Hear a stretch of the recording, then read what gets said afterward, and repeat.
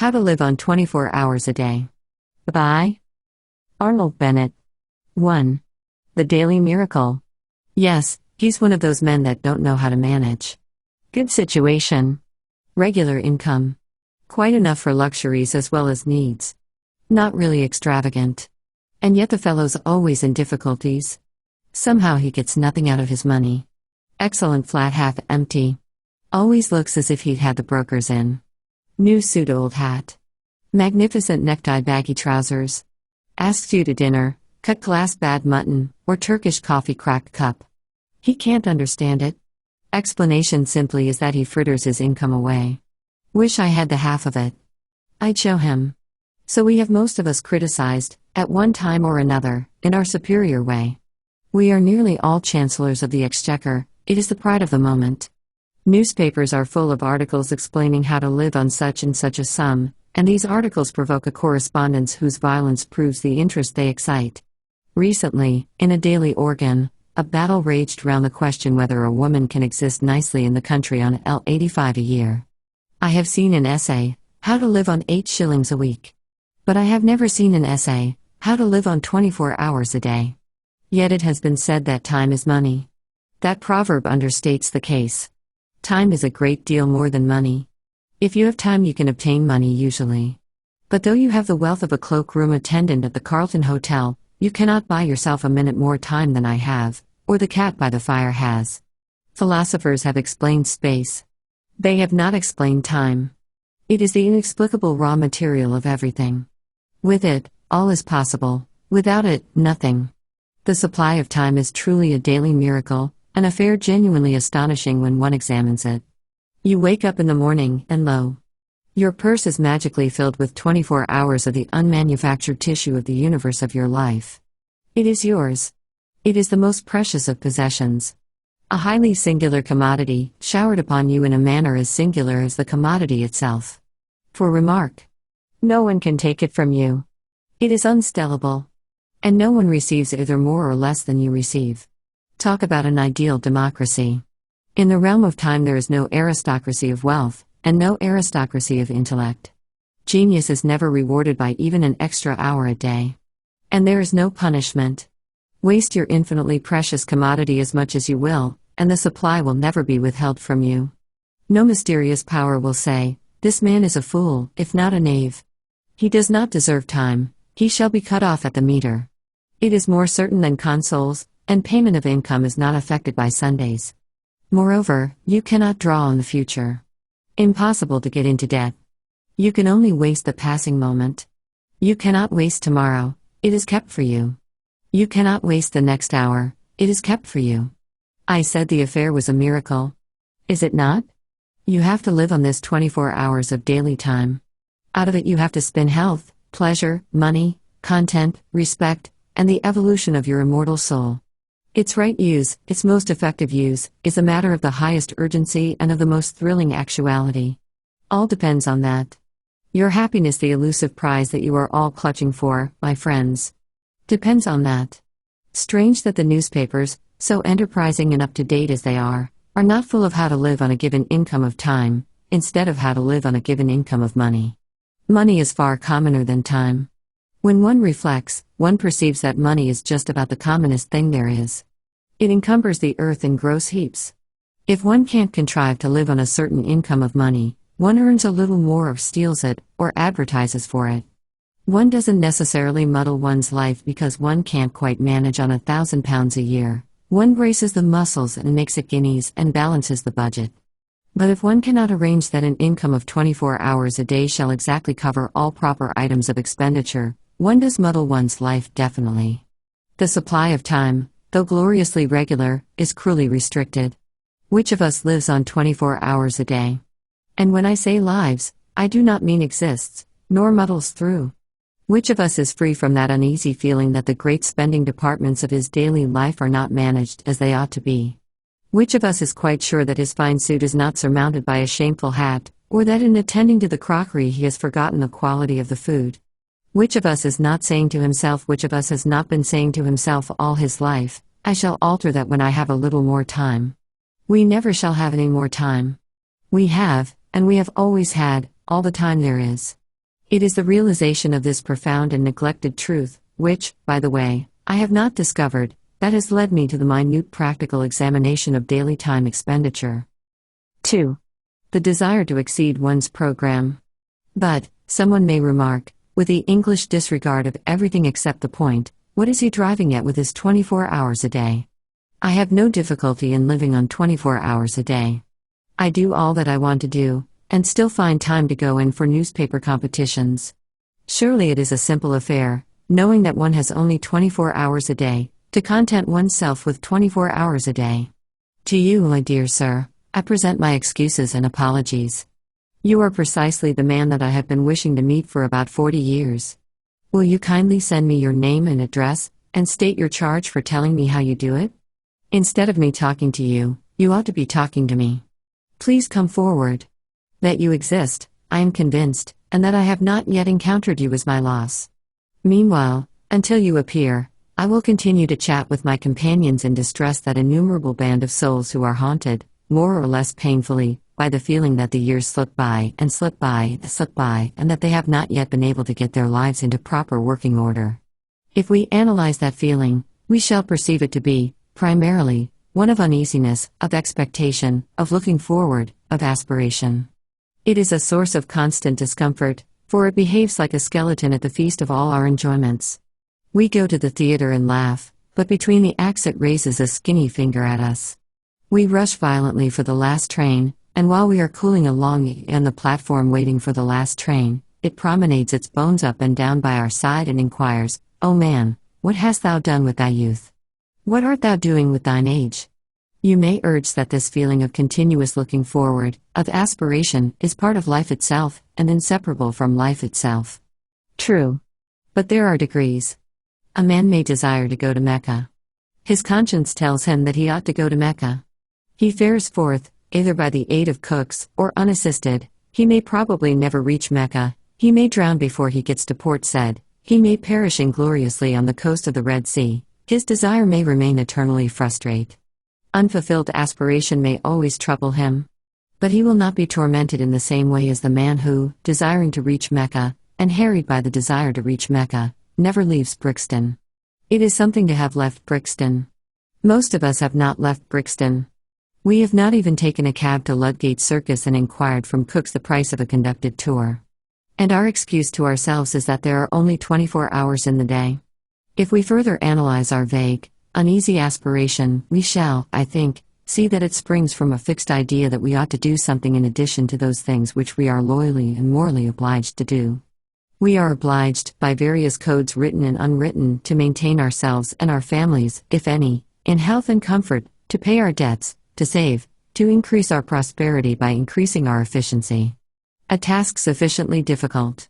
A task which very few of us achieve. A task often beyond our skill.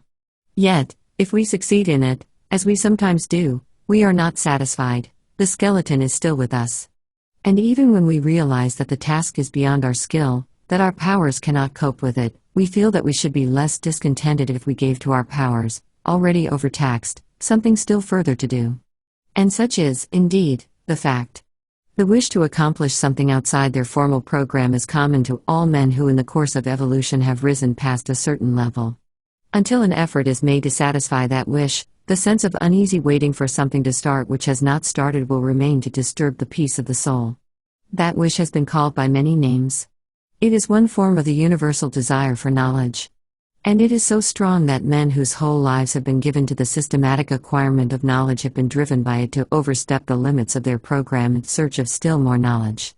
Even Herbert Spencer, in my opinion the greatest mind that ever lived, was often forced by it into agreeable little backwaters of inquiry.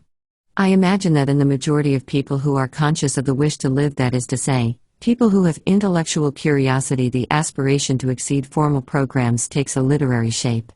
They would like to embark on a course of reading. Decidedly the British people are becoming more and more literary. But I would point out that literature by no means comprises the whole field of knowledge, and that the disturbing thirst to improve one's self, to increase one's knowledge, may well be slaked quite apart from literature. With the various ways of slaking I shall deal later. Here I merely point out to those who have no natural sympathy with literature that literature is not the only well. 3. Precautions before beginning.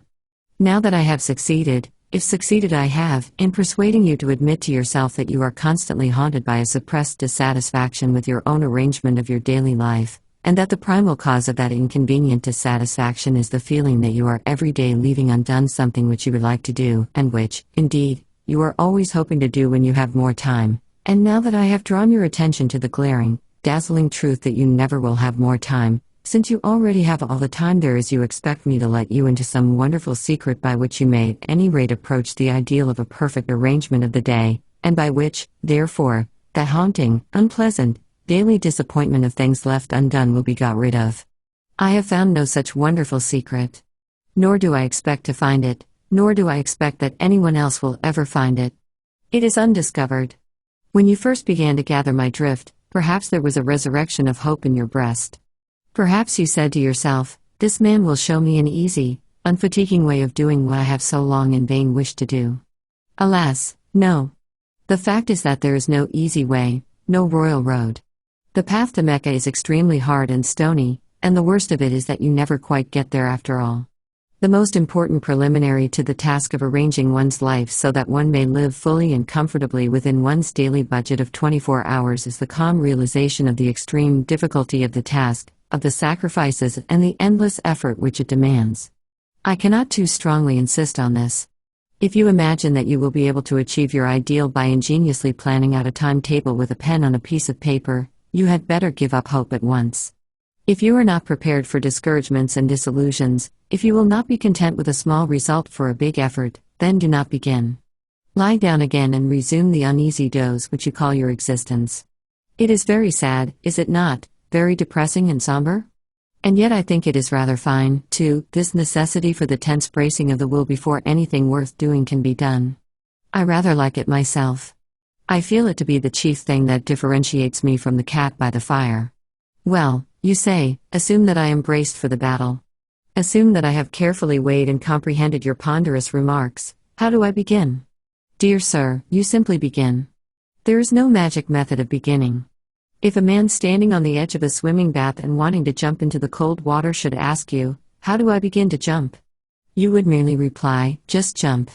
Take hold of your nerves, and jump. As I have previously said, the chief beauty about the constant supply of time is that you cannot waste it in advance.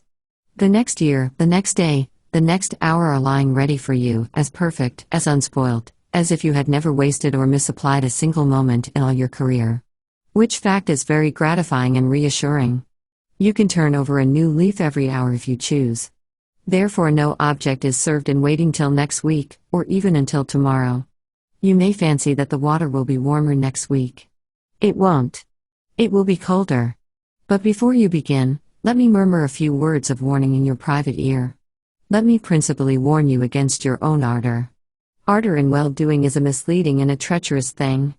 It cries out loudly for employment. You can't satisfy it at first. It wants more and more. It is eager to move mountains and divert the course of rivers.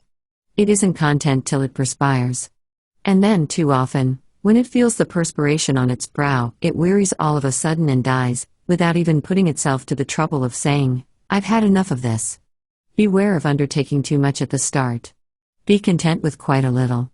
Allow for accidents. Allow for human nature, especially your own. A failure or so, in itself, would not matter, if it did not incur a loss of self-esteem and of self-confidence. But just as nothing succeeds like success, so nothing fails like failure. Most people who are ruined by attempting too much. Therefore, in setting out on the immense enterprise of living fully and comfortably within the narrow limits of 24 hours a day, let us avoid at any cost the risk of an early failure. I will not agree that, in this business at any rate, a glorious failure is better than a petty success. I am all for the petty success. A glorious failure leads to nothing. A petty success may lead to a success that is not petty. So let us begin to examine the budget of the day's time. You say your day is already full to overflowing. How? You actually spend in earning your livelihood how much? 7 hours, on the average? And in actual sleep, 7?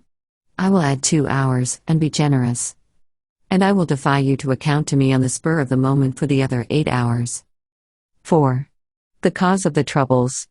In order to come to grips at once with the question of time expenditure in all its actuality, I must choose an individual case for examination.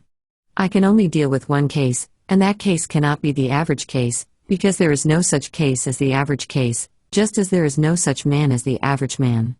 Every man and every man's case is special. But if I take the case of a Londoner who works in an office, whose office hours are from 10 to 6, and who spends 50 minutes morning and night in traveling between his house door and his office door, I shall have got as near to the average as facts permit. There are men who have to work longer for a living, but there are others who do not have to work so long.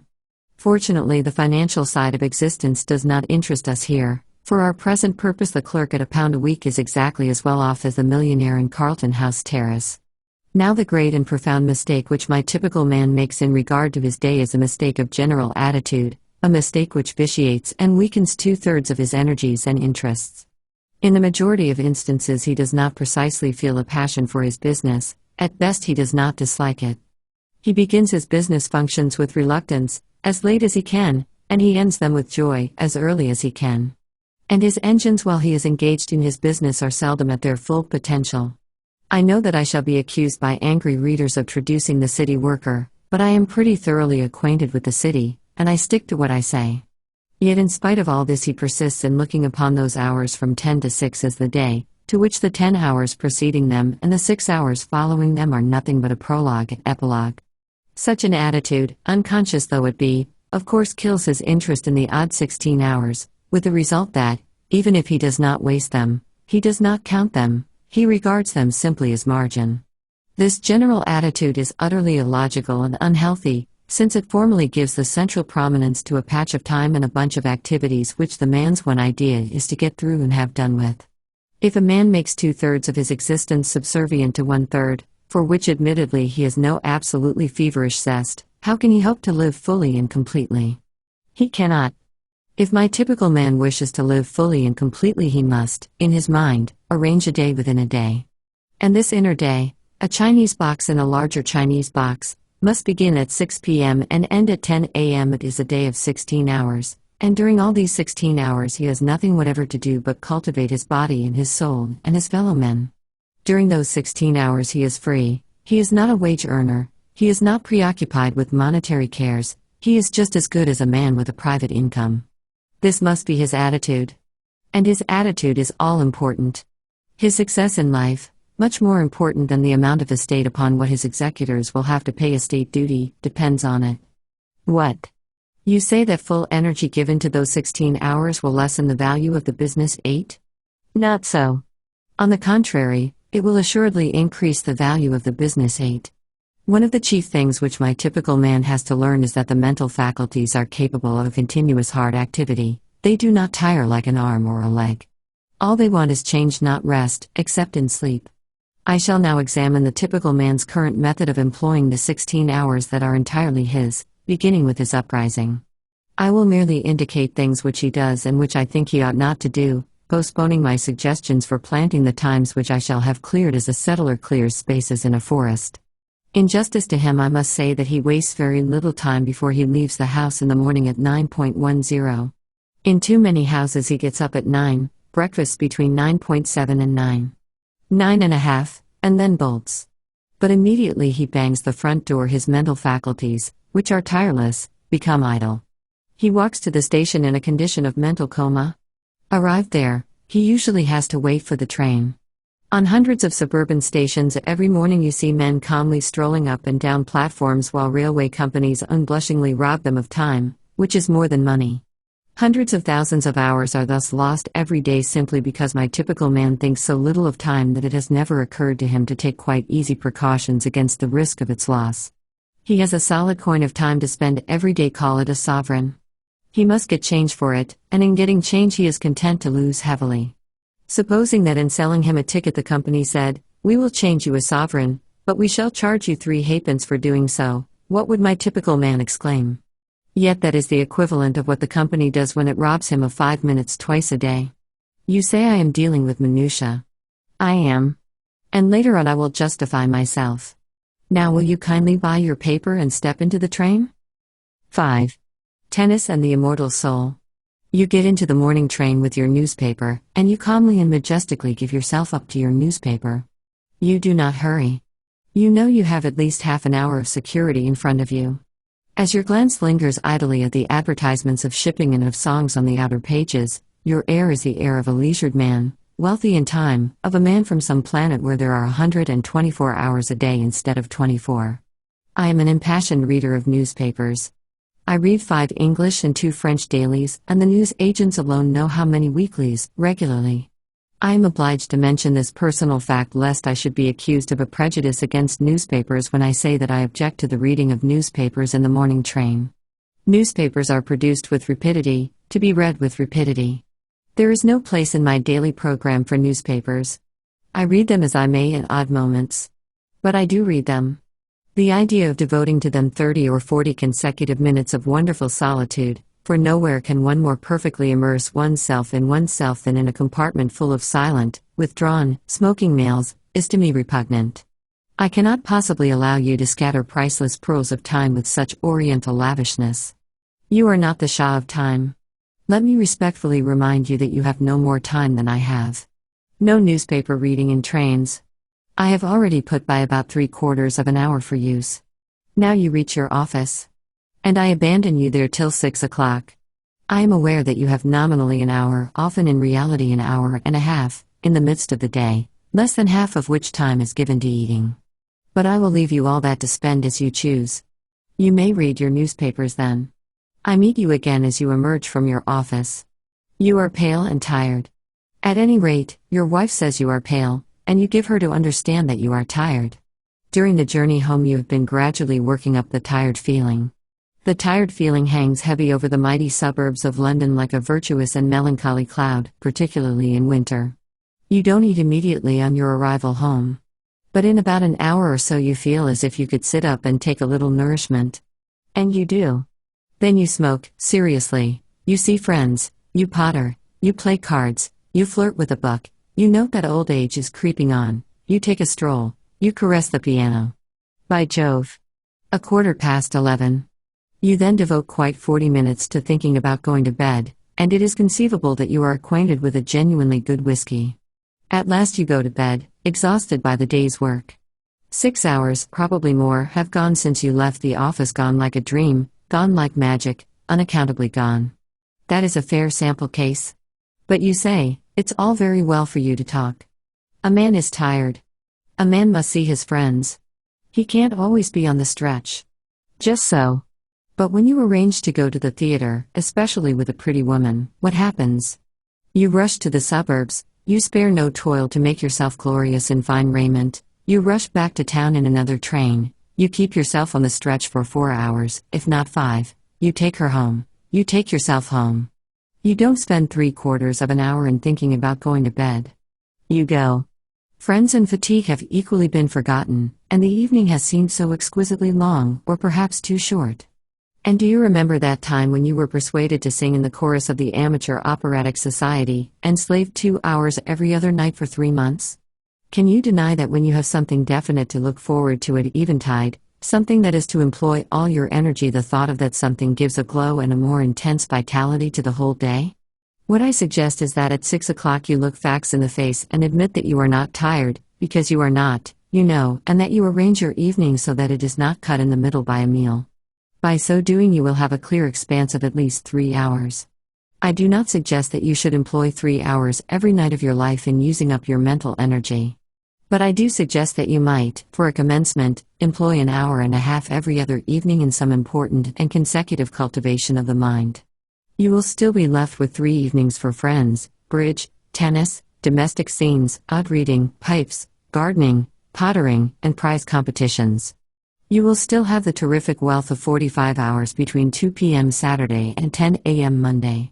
If you persevere you will soon want to pass 4 evenings, and perhaps 5, in some sustained endeavor to be genuinely alive. And you will fall out of that habit of muttering to yourself at 11:15 p.m., time to be thinking about going to bed. The man who begins to go to bed 40 minutes before he opens his bedroom door is bored, that is to say, he is not living. But remember, at the start, those 90 nocturnal minutes thrice a week must be the most important minutes in the 10,080. They must be sacred, quite as sacred as a dramatic rehearsal or a tennis match. Instead of saying, "Sorry I can't see you, old chap, but I have to run off to the tennis club," you must say, "But I have to work." This, I admit, is intensely difficult to say. Tennis is so much more urgent than the immortal soul. 6. Remember human nature. I have incidentally mentioned the vast expanse of 44 hours between leaving business at 2 p.m. on Saturday and returning to business at 10 a.m. on Monday. And here I must touch on the point whether the week should consist of 6 days or of 7. For many years, in fact, until I was approaching 40, my own week consisted of 7 days. I was constantly being informed by older and wiser people that more work, more genuine living, could be got out of 6 days than out of 7. And it is certainly true that now, with 1 day in 7 in which I follow no program and make no effort save what the caprice of the moment dictates, I appreciate intensely the moral value of a weekly rest. Nevertheless, had I my life to arrange over again, I would do again as I have done. Only those who have lived at the full stretch 7 days a week for a long time can appreciate the full beauty of a regular recurring idleness. Moreover, I am aging. And it is a question of age.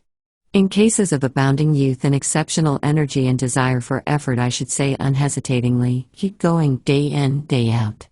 But in the average case, I should say, confine your formal program, super program, to 6 days a week. If you find yourself wishing to extend it, but only in proportion to your wish, and count the time extra as a windfall, not as regular income, so that you can return to a 6-day program without the sensation of being poorer, of being a backslider. Let us now see where we stand. So far we have marked for saving out of the waste of days, half an hour at least on 6 mornings a week, and 1 hour and a half on 3 evenings a week. Total, 7 hours and a half a week. I propose to be content with that 7 hours and a half for the present. What? You cry. You pretend to show us how to live, and you only deal with 7 hours and a half out of 168. Are you going to perform a miracle with your 7 hours and a half? Well, not to mince the matter, I am, if you will kindly let me. That is to say, I'm going to ask you to attempt an experience which, while perfectly natural and explicable, has all the air of a miracle. My contention is that the full use of those 7.5 hours will quicken the whole life of the week, add zest to it, and increase the interest which you feel in even the most banal occupations. You practice physical exercises for a mere 10 minutes morning and evening, and yet you are not astonished when your physical health and strength are beneficially affected every hour of the day, and your whole physical outlook changed. Why should you be astonished that an average of over an hour a day given to the mind should permanently and completely enliven the whole activity of the mind? More time might assuredly be given to the cultivation of oneself. And in proportion as the time was longer, the results would be greater. But I prefer to begin with what looks like a trifling effort. It is not really a trifling effort, as those will discover who have yet to essay it. To clear even 7 hours and a half from the jungle is passably difficult. For some sacrifice has to be made. One may have spent one's time badly, but one did spend it, one did do something with it, however ill-advised that something may have been. To do something else means a change of habits. And habits are the very dickens to change. Further, any change, even a change for the better, is always accompanied by drawbacks and discomforts. If you imagine that you will be able to devote 7 hours and a half a week to serious, continuous effort, and still live your old life, you are mistaken. I repeat that some sacrifice, and an immense deal of volition, will be necessary. And it is because I know the difficulty, it is because I know the almost disastrous effect of failure in such an enterprise, that I earnestly advise a very humble beginning. You must safeguard your self-respect. Self-respect is at the root of all purposefulness, and a failure in an enterprise deliberately planned deals a desperate wound at one's self-respect. Hence I iterate and reiterate, start quietly, unostentatiously. When you have conscientiously given 7 hours and a half a week to the cultivation of your vitality for 3 months, then you may begin to sing louder and tell yourself what wondrous things you are capable of doing. Before coming to the method of using the indicated hours, I have one final suggestion to make. That is, as regards the evenings, to allow much more than an hour and a half in which to do the work of an hour and a half. Remember the chance of accidents. Remember human nature. And give yourself, say, from 9 to 11.30 for your task of 90 minutes. 7. Controlling the mind. People say, one can't help one's thoughts. But one can. The control of the thinking machine is perfectly possible. And since nothing whatever happens to us outside our own brain, since nothing hurts us or gives us pleasure except within the brain, the supreme importance of being able to control what goes on in that mysterious brain is patent. This idea is one of the oldest platitudes, but it is a platitude whose profound truth and urgency most people live and die without realizing. People complain of the lack of power to concentrate, not witting that they may acquire the power if they choose. And without the power to concentrate, that is to say, without the power to dictate to the brain its task and to ensure obedience, true life is impossible. Mind control is the first element of a full existence. Hence, it seems to me, the first business of the day should be to put the mind through its paces. You look after your body, inside and out, you run grave danger in hacking hairs off your skin, you employ a whole army of individuals, from the milkman to the pig killer, to enable you to bribe your stomach into decent behavior. Why not devote a little attention to the far more delicate machinery of the mind, especially as you will require no extraneous aid? It is for this portion of the art and craft of living that I have reserved the time from the moment of quitting your door to the moment of arriving at your office. What? I am to cultivate my mind in the street, on the platform, in the train, and in the crowded street again? Precisely. Nothing simpler. No tools required. Not even a book. Nevertheless, the affair is not easy. When you leave your house, concentrate your mind on a subject, no matter what, to begin with. You will not have gone 10 yards before your mind has skipped away under your very eyes and is larking round the corner with another subject. Bring it back by the scruff of the neck. Ere you have reached the station, you will have brought it back about 40 times. Do not despair. Continue. Keep it up. You will succeed. You cannot by any chance fail if you persevere. It is idle to pretend that your mind is incapable of concentration. Do you not remember that morning when you received a disquieting letter which demanded a very carefully worded answer? How you kept your mind steadily on the subject of the answer, without a second's intermission, until you reached your office, whereupon you instantly sat down and wrote the answer. That was a case in which you were roused by circumstances to such a degree of vitality that you were able to dominate your mind like a tyrant. You would have no trifling? You insisted that its work should be done, and its work was done. By the regular practice of concentration, as to which there is no secret save the secret of perseverance, you can tyrannize over your mind, which is not the highest part of you, every hour of the day and in no matter what place. The exercise is a very convenient one. If you got into your morning train with a pair of dumbbells for your muscles or an encyclopedia in 10 volumes for your learning, you would probably excite remark. But as you walk in the street, or sit in the corner of the compartment behind a pipe, or strap hang on the subterranean, who is to know that you are engaged in the most important of daily acts? What asinine bore can laugh at you?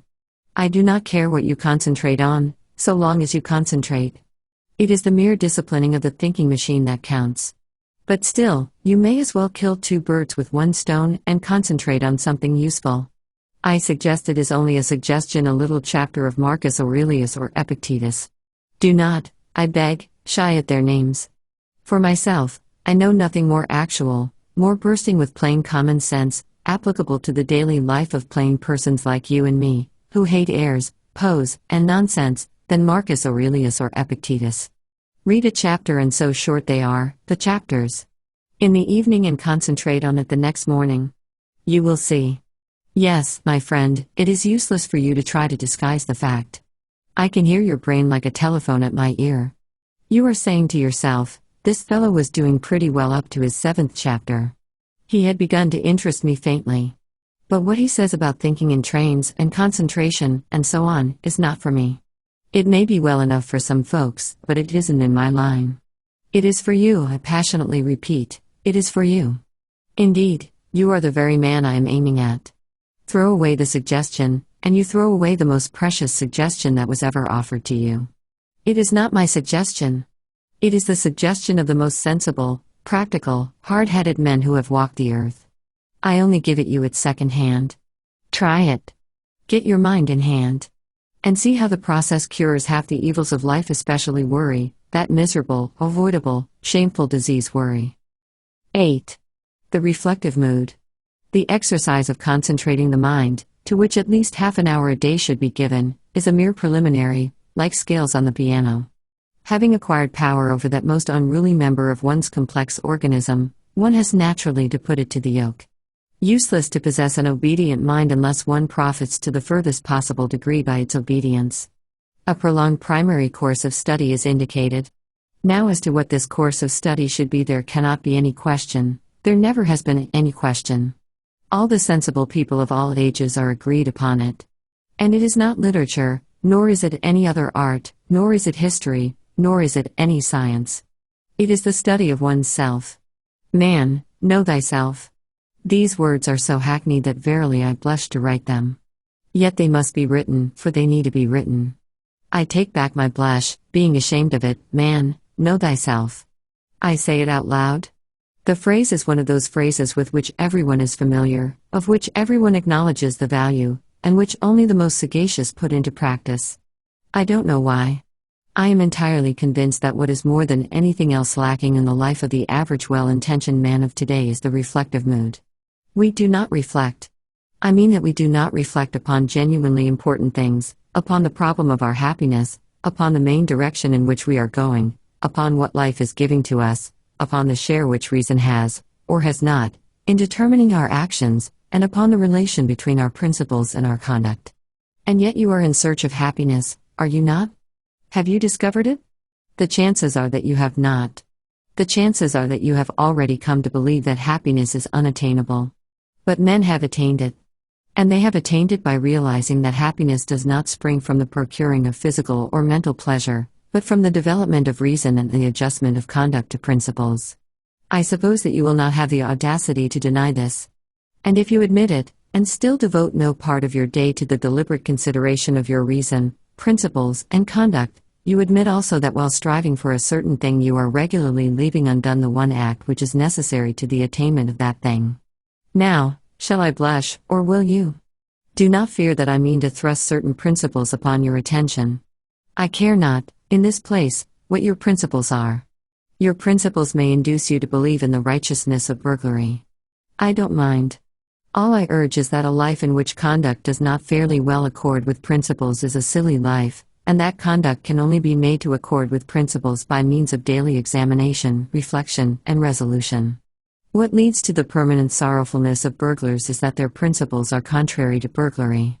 If they genuinely believed in the moral excellence of burglary, penal servitude would simply mean so many happy years for them. All martyrs are happy, because their conduct and their principles agree. As for reason, which makes conduct, and is not unconnected with the making of principles, it plays a far smaller part in our lives than we fancy. We are supposed to be reasonable, but we are much more instinctive than reasonable. And the less we reflect, the less reasonable we shall be. The next time you get cross with the waiter because your steak is overcooked, ask reason to step into the cabinet room of your mind, and consult her. She will probably tell you that the waiter did not cook the steak, and had no control over the cooking of the steak, and that even if he alone was to blame, you accomplished nothing good by getting cross, you merely lost your dignity, looked a fool in the eyes of sensible men, and soured the waiter, while producing no effect whatever on the steak. The result of this consultation with reason, for which she makes no charge, will be that when once more your steak is overcooked you will treat the waiter as a fellow creature, remain quite calm in a kindly spirit, and politely insist on having a fresh steak. The gain will be obvious and solid. In the formation or modification of principles, and the practice of conduct, much help can be derived from printed books, issued at 6d each and upwards. I mentioned in my last chapter Marcus Aurelius and Epictetus. Certain even more widely known works will occur at once to the memory. I may also mention Pascal, La Bruyère, and Emerson. For myself, you do not catch me traveling without my Marcus Aurelius. Yes, books are valuable. But not reading of books will take the place of a daily, candid, honest examination of what one has recently done, and what one is about to do, of a steady looking at oneself in the face, disconcerting though the sight may be. When shall this important business be accomplished? The solitude of the evening journey home appears to me to be suitable for it. A reflective mood naturally follows the exertion of having earned the day's living. Of course, if, instead of attending to an elementary and profoundly important duty, you prefer to read the paper, which you might just as well read while waiting for your dinner, I have nothing to say. But attend to it at some time of the day you must. I now come to the evening hours. 9. Interest in the arts. Many people pursue a regular and uninterrupted course of idleness in the evenings because they think that there is no alternative to idleness but the study of literature, and they do not happen to have a taste for literature. This is a great mistake. Of course, it is impossible, or at any rate very difficult, properly to study anything whatever without the aid of printed books. But if you desire to understand the deeper depths of bridge or of boat sailing, you would not be deterred by your lack of interest in literature from reading the best books on bridge or boat sailing. We must, therefore, distinguish between literature and books treating of subjects not literary. I shall come to literature in due course. Let me now remark to those who have never read Meredith, and who are capable of being unmoved by a discussion as to whether Mr. Stephen Phillips is or is not a true poet, that they are perfectly within their rights. It is not a crime not to love literature. It is not a sign of imbecility. The mandarins of literature will order out to instant execution the unfortunate individual who does not comprehend, say, the influence of Wordsworth on Tennyson. But that is only their impudence. Where would they be, I wonder, if requested to explain the influences that went to make Tchaikovsky's pathetic symphony? There are enormous fields of knowledge quite outside literature which will yield magnificent results to cultivators. For example, since I have just mentioned the most popular piece of high-class music in England today, I am reminded that the promenade concerts begin in August. You go to them. You smoke your cigar or cigarette, and I regret to say that you strike your matches during the soft bars of the Lohengrin Overture, and you enjoy the music. But you say you cannot play the piano or the fiddle, or even the banjo, that you know nothing of music. What does that matter? That you have a genuine taste for music is proved by the fact that, in order to fill his hall with you and your peers, the conductor is obliged to provide programs from which bad music is almost entirely excluded, a change from the old Covent Garden days. Now surely your inability to perform the Maiden's Prayer on a piano need not prevent you from making yourself familiar with the construction of the orchestra to which you listen a couple of nights a week during a couple of months. As things are, you probably think of the orchestra as a heterogeneous mass of instruments producing a confused agreeable mass of sound. You do not listen for details because you have never trained your ears to listen to details. If you were asked to name the instruments which play the great theme at the beginning of the C minor symphony, you could not name them for your life's sake. Yet you admire the C minor symphony. It has thrilled you. It will thrill you again. You have even talked about it, in an expansive mood, to that lady you know whom I mean. And all you can positively state about the C minor symphony is that Beethoven composed it and that it is a jolly fine thing. Now, if you have read, say, Mr. Krehbiel's How to Listen to Music, which can be got at any bookseller's for less than the price of a stall at the Alhambra, and which contains photographs of all the orchestral instruments and plans of the arrangement of orchestras, you would next go to a promenade concert with an astonishing intensification of interest in it. Instead of a confused mass, the orchestra would appear to you as what it is, a marvelously balanced organism whose various groups of members each have a different and an indispensable function. You would spy out the instruments, and listen for their respective sounds. You would know the gulf that separates a French horn from an English horn, and you would perceive why a player of the hautboy gets higher wages than a fiddler, though the fiddle is the more difficult instrument. You would live at a promenade concert, whereas previously you had merely existed there in a state of beatific coma, like a baby gazing at a bright object. The foundations of a genuine, systematic knowledge of music might be laid. You might specialize your inquiries either on a particular form of music, such as the symphony, or on the works of a particular composer. At the end of a year of 48 weeks of 3 brief evenings each, combined with a study of programs and attendances at concerts chosen out of your increasing knowledge, you would really know something about music, even though you were as far off as ever from jangling the Maiden's Prayer on the piano. But I hate music. You say. My dear sir, I respect you. What applies to music applies to the other arts. I might mention Mr. Claremont Witt's How to Look at Pictures, or Mr. Russell Sturgis's How to Judge Architecture, as beginnings, merely beginnings, of systematic vitalizing knowledge in other arts, the materials for whose study abound in London. I hate all the arts. You say. My dear sir, I respect you more and more. I will deal with your case next, before coming to literature. 10. Nothing in life is humdrum. Art is a great thing. But it is not the greatest. The most important of all perceptions is the continual perception of cause and effect, in other words, the perception of the continuous development of the universe, in still other words, the perception of the course of evolution. When one has thoroughly got imbued into one's head the leading truth that nothing happens without a cause, one grows not only large-minded, but large-hearted. It is hard to have one's watch stolen, but one reflects that the thief of the watch became a thief from causes of heredity and environment which are as interesting as they are scientifically comprehensible, and one buys another watch, if not with joy, at any rate with a philosophy that makes bitterness impossible. One loses, in the study of cause and effect, that absurd air which so many people have of being always shocked and pained by the curiousness of life. Such people live amid human nature as if human nature were a foreign country full of awful foreign customs. But, having reached maturity, one ought surely to be ashamed of being a stranger in a strange land. The study of cause and effect, while it lessens the painfulness of life, adds to life's picturesqueness. The man to whom evolution is but a name looks at the sea as a grandiose, monotonous spectacle, which he can witness in August for 3 shillings third-class return. The man who is imbued with the idea of development, of continuous cause and effect, perceives in the sea an element which in the day before yesterday of geology was vapor, which yesterday was boiling, and which tomorrow will inevitably be ice.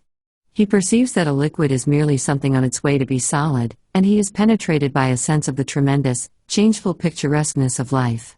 Nothing will afford a more durable satisfaction than the constantly cultivated appreciation of this. It is the end of all science. Cause and effect are to be found everywhere. Rents went up in Shepherd's Bush. It was painful and shocking that rents should go up in Shepherd's Bush. But to a certain point we are all scientific students of cause and effect, and there was not a clerk lunching at a Lyons restaurant who did not scientifically put 2 and 2 together and see in the, once, 2-penny tube the cause of an excessive demand for wigwams in Shepherd's Bush, and in the excessive demand for wigwams the cause of the increase in the price of wigwams. Simple. You say, disdainfully. Everything, the whole complex movement of the universe is as simple as that when you can sufficiently put 2 and 2 together. And, my dear sir, perhaps you happen to be an estate agent's clerk, and you hate the arts, and you want to foster your immortal soul, and you can't be interested in your business because it's so humdrum. Nothing is humdrum. The tremendous, changeful picturesqueness of life is marvelously shown in an estate agent's office. What? There was a block of traffic in Oxford Street. To avoid the block, people actually began to travel under the cellars and drains, and the result was a rise of rents in Shepherd's Bush. And you say that isn't picturesque? Suppose you were to study, in this spirit, the property question in London for an hour and a half every other evening. Would it not give zest to your business, and transform your whole life? You would arrive at more difficult problems. And you would be able to tell us why, as the natural result of cause and effect, the longest straight street in London is about 1.5 yards in length, while the longest absolutely straight street in Paris extends for miles. I think you will admit that in an estate agent's clerk I have not chosen an example that specially favors my theories. You are a bank clerk, and you have not read that breathless romance, disguised as a scientific study, Walter Bagehot's Lombard Street? Ah, my dear sir, if you had begun with that, and followed it up for 90 minutes every other evening, how enthralling your business would be to you, and how much more clearly you would understand human nature. You are penned in town, but you love excursions to the country, and the observation of wild life certainly a heart-enlarging diversion. Why don't you walk out of your house door, in your slippers, to the nearest gas lamp of a night with a butterfly net, and observe the wild life of common and rare moths that is beating about it, and coordinate the knowledge thus obtained and build a superstructure on it, and at last get to know something about something. You need not be devoted to the arts, not to literature, in order to live fully. The whole field of daily habit and scene is waiting to satisfy that curiosity which means life, and the satisfaction of which means an understanding heart. I promise to deal with your case, O man who hates art and literature, and I have dealt with it. I now come to the case of the person, happily very common, who dislike reading. 11. Serious reading. Novels are excluded from serious reading, so that the man who, bent on self-improvement, has been deciding to devote 90 minutes 3 times a week to a complete study of the works of Charles Dickens will be well advised to alter his plans. The reason is not that novels are not serious. Some of the great literature of the world is in the form of prose fiction. The reason is that bad novels ought not to be read, and that good novels never demand any appreciable mental application on the part of the reader. It is only the bad parts of Meredith's novels that are difficult. A good novel rushes you forward like a skiff down a stream, and you arrive at the end, perhaps breathless, but unexhausted. The best novels involve the least strain. Now, in the cultivation of the mind, one of the most important factors is precisely the feeling of strain, of difficulty, of a task which one part of you is anxious to achieve and another part of you is anxious to shirk, and that feeling cannot be got in facing a novel. You do not set your teeth in order to read Anna Karenina. Therefore, though you should read novels, you should not read them in those 90 minutes. Imaginative poetry produces a far greater mental strain than novels. It produces probably the severest strain of any form of literature. It is the highest form of literature. It yields the highest form of pleasure, and teaches the highest form of wisdom. In a word, there is nothing to compare with it. I say this with sad consciousness of the fact that the majority of people do not read poetry. I am persuaded that many excellent persons, if they were confronted with the alternatives of reading Paradise Lost and going round Trafalgar Square at noonday on their knees in sackcloth, would choose the ordeal of public ridicule. Still, I will never cease advising my friends and enemies to read poetry before anything.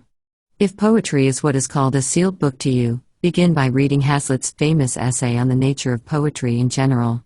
It is the best thing of its kind in English, and no one who has read it can possibly be under the misapprehension that poetry is a medieval torture, or a mad elephant, or a gun that will go off by itself and kill at 40 paces. Indeed, it is difficult to imagine the mental state of the man who, after reading Hazlitt's essay, is not urgently desirous of reading some poetry before his next meal. If the essay so inspires you, I would suggest that you make a commencement with purely narrative poetry. There is an infinitely finer English novel, written by a woman, than anything by George Eliot or the Brontes, or even Jane Austen, which perhaps you have not read. Its title is Aurora Leigh, and its author E.B. Browning. It happens to be written in verse, and it contains a considerable amount of genuinely fine poetry. Decide to read that book through, even if you die for it. Forget that it is fine poetry. Read it simply for the story and the social ideas. And when you have done, ask yourself honestly whether you still dislike poetry.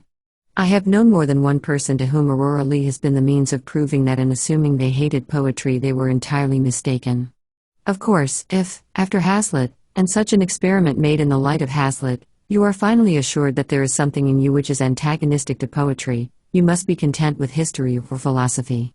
I shall regret it, yet not inconsolably. The decline and fall is not to be named in the same day with Paradise Lost, but it is a vastly pretty thing, and Herbert Spencer's first principle simply laughs at the claims of poetry and refuses to be accepted as aught but the most majestic product of any human mind. I do not suggest that either of these works is suitable for a tyro in mental strains. But I see no reason why any man of average intelligence should not, after a year of continuous reading, be fit to assault the supreme masterpieces of history or philosophy. The great convenience of masterpieces is that they are so astonishingly lucid. I suggest no particular work as a start. The attempt would be futile in the space of my command. But I have two general suggestions of a certain importance. The first is to define the direction and scope of your efforts. Choose a limited period, or a limited subject, or a single author. Say to yourself, I will know something about the French Revolution, or the rise of railways, or the works of John Keats. And during a given period, to be settled beforehand, confine yourself to your choice. There is much pleasure to be derived from being a specialist. The second suggestion is to think as well as to read. I know people who read, and for all the good it does them they might just as well cut bread and butter.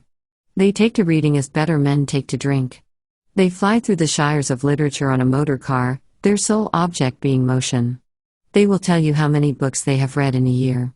Unless you give at least 45 minutes to careful, fatiguing reflection, it is an awful bore at first. Upon what you are reading, your 90 minutes of a night are chiefly wasted. This means that your pace will be slow. Never mind. Forget the goal, think only of the surrounding country, and after a period, perhaps when you least expect it, you will suddenly find yourself in a lovely town on a hill. 12. Dangers to avoid. I cannot terminate these hints, often, I fear, too didactic and abrupt, upon the full use of one's time to the great end of living, as distinguished from vegetating, without briefly referring to certain dangers which lie in wait for the sincere aspirant towards life.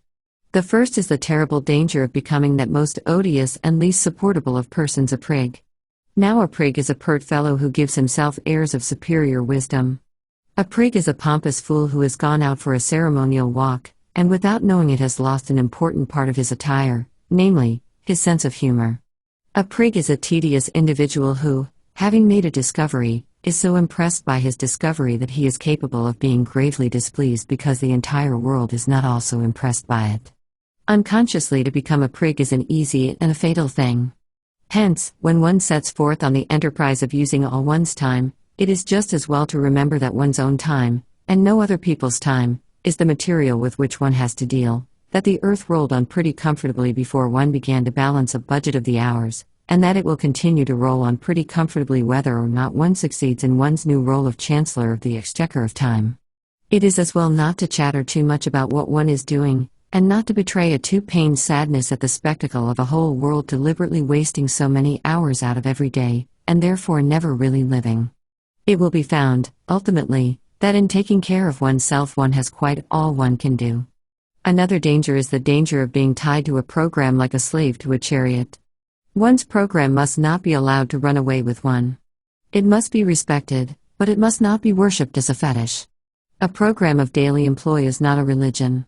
This seems obvious. Yet I know men whose lives are a burden to themselves and a distressing burden to their relatives and friends simply because they have failed to appreciate the obvious. Oh no, I have heard the martyred wife exclaim, "Arthur always takes the dog out for exercise at 8 o'clock and he always begins to read at 8:45. So it's quite out of the question that we should," etc., etc., and the note of absolute finality in that plaintive voice reveals the unsuspected and ridiculous tragedy of a career. On the other hand, a program is a program. And unless it is treated with deference, it ceases to be anything but a poor joke. To treat one's program with exactly the right amount of deference, to live with not too much and not too little elasticity, is scarcely the simple affair it may appear to the inexperienced. And still another danger is the danger of developing a policy of rush, of being gradually more and more obsessed by what one has to do next. In this way one may come to exist as in a prison, and one's life may cease to be one's own. One may take the dog out for a walk at 8 o'clock and meditate the whole time on the fact that one must begin to read at 8:45, and that one must not be late. And the occasional deliberate breaking of one's program will not help to mend matters. The evil springs not from persisting without elasticity in what one has attempted, but from originally attempting too much, from filling one's program till it runs over. The only cure is to reconstitute the program, and to attempt less. But the appetite for knowledge grows by what it feeds on, and there are men who come to like a constant breathless hurry of endeavor. Of them it may be said that a constant breathless hurry is better than an eternal doze.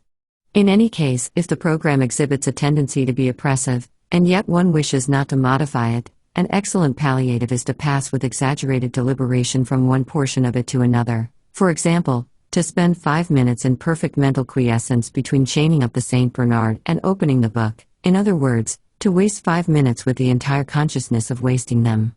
The last, and chiefest danger which I would indicate, is one to which I have already referred: the risk of a failure at the commencement of the enterprise. I must insist on it. A failure at the commencement may easily kill outright the newborn impulse towards a complete vitality, and therefore every precaution should be observed to avoid it. The impulse must not be overtaxed. Let the pace of the first lap be even absurdly slow, but let it be as regular as possible. And, having once decided to achieve a certain task, achieve it at all costs of tedium and distaste. The gain in self-confidence of having accomplished a tiresome labor is immense. Finally, in choosing the first occupations of those evening hours, be guided by nothing whatever but your taste and natural inclination.